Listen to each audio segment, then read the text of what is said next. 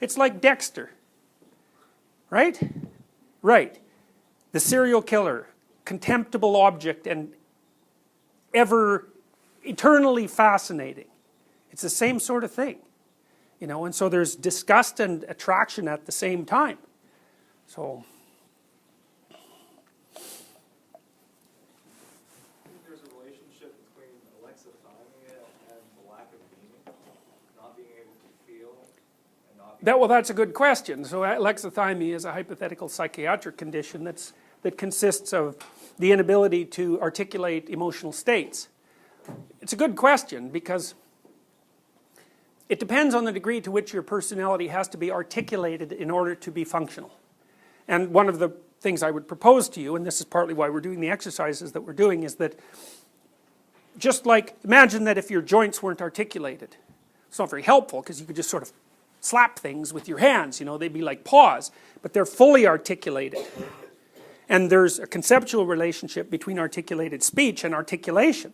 Articulated speech means that your tools for dealing with the world are more differentiated, perceiving, acting in the world. And so the more you can articulate yourself, the more of you there is, the more of the world there is, and hypothetically that's a good thing. So if you're without terms for emotions, pretty damn hard to communicate. Would you say some of the New Age concepts kind of combat the objective reality, I guess, that we're living right now, in terms of Yes. Maybe standing for bliss and falling intuition and kind of trying to tap into this? Yeah, well, a big part of the New Age movement is in fact a reaction against rationalist nihilism. So, and to that degree, there's some utility in it. But the problem is that it's sort of like Protestantism without the devil. The world is all good. Well, no. Wrong. That's not even close to right. The world is a horrible place, and people are terrible creatures. But that's not the whole story, right? Because the world is also a wonderful place, and people are amazing creatures. So, but I think that's another answer to the ideology question too, is that in my understanding, a philosophy that unites the opposites, which is kind of a Jungian idea, is not an ideology. So here's an ideology. Human beings are despoiling the planet. Western culture does nothing but rape and pillage, and nature is a innocent, virginal victim. It's like, yeah, that's all true. But it's only half true, because human beings are all also unbelievably interesting and remarkable creatures, and it's no bloody wonder that we're trying to survive, and that has costs. And thank God for culture, because otherwise, you know, it was -10 last night, so we'd all be popsicles. And nature is doing everything it possibly can at every moment to destroy and undermine us. So it's like, okay, you want an ideology, you can pick the first one, that's an environmental ideology. The second one is like a frontier myth.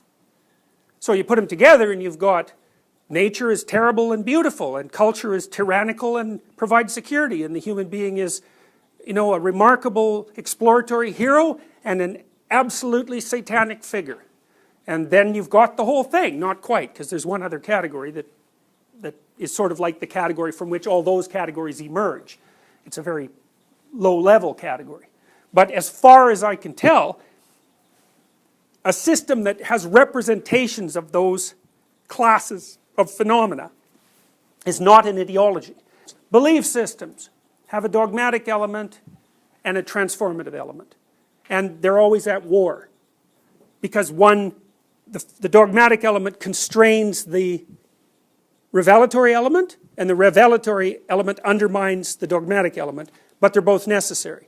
So it's a form of dialogue. It's the best way to think about it. There's got to be a dialogue in belief systems between the structure and the process of updating the structure. And any belief system can err too much one way or the other. And the only way that you can figure out if you're erring is by paying attention and communicating. So, and if you want a definition of religion, well, you know, that's not a straightforward thing to do, but I would say that you have axioms of belief. And your axioms, whatever they are religious entities for you, whether you know it or not. Because you hold them as absolutely true. And you have insufficient evidence for anything. So, you know, this is a Kierkegaardian idea. You are by necessity a creature of faith. And the reason for that is, there isn't much of you and there's a lot of the world. And so you have to make assumptions in order to move forward. And you might think, well, I don't make assumptions. And then I would say, well, when you cross the street, you're making an assumption. The assumption is that the other side of the street is a better place to be than this side of the street you're already on. So that's an assumption. You know, maybe you're going to get hit by a bus as you cross. You know, so much for that axiom. But you just can't move forward without making assumptions, because if you question everything all the time, then you're paralyzed, you're in chaos. So I'm wondering then, sort of the believing in maybe in the objective way, the stories rather than seeing them as myths and understanding the story, is how that's different from the negative side of an ideology, which can be extremely dangerous. So taking that story. excellent question. Well, that's partly what we're going to talk about a lot. It's the difference between, it's like the difference between surfing and being in a styrofoam bubble on a lake. You know, there's a dynamic element. So if I say, well, if you're going to identify with the process of transformation, first of all, I'm not saying that's all you should identify with. That's a different question. It might depend on where you are and what you're doing and at what stage of life you are and all sorts of other things.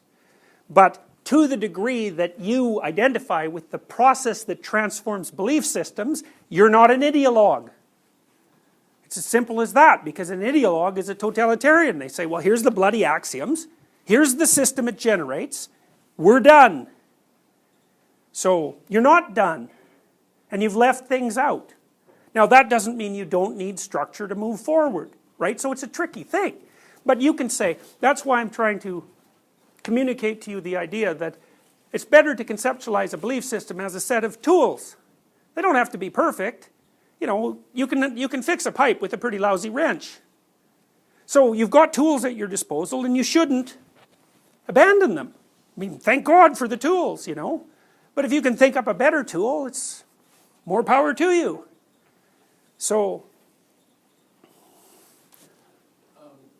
so a lot of what you're describing, you're framing it in terms of it can serve as a tool to unlock issues related to like religious ideas and mythology in our culture that typically undermine people's ability to live, things like that. So it seems like particularly it seems helpful for people who have been disillusioned with religion and don't understand the ideas, think it's all crazy, and now they have this new framework they can go apply to the religious stories and ideas that find meaning in them, right? To what extent might that help someone who's in a religion? Because might not help them. It might knock them right out of the bloody thing into a pit. yeah. I mean, I've had fundamentalist Christians in my classes before, you know, and it rattles them up pretty hard, because they're kind of funny. They're sort of like the rational atheists. They tend to think of the religious system as a theory about objective reality. It's so funny because they both share that, they both share the same presupposition. And so, you know, I outline evidence that it's not, and that often is extraordinarily hard on their fundamentalist viewpoint. So, but that's okay with me. It's like, Yeah, and presumably they could get over that, or if it wasn't, or if they weren't too far along with it and being completely fundamentalist. A lot of, because an assumption is that like over time, as we came to re-understand belief like as a culture, and then that probably affected the core of the belief systems like right in the religions too, so that not even they are fully understanding what beliefs are actually helping them live their lives. oh, definitely not. Like, I mean, all of you people in this class are unconscious advocates of ancient religious ideas.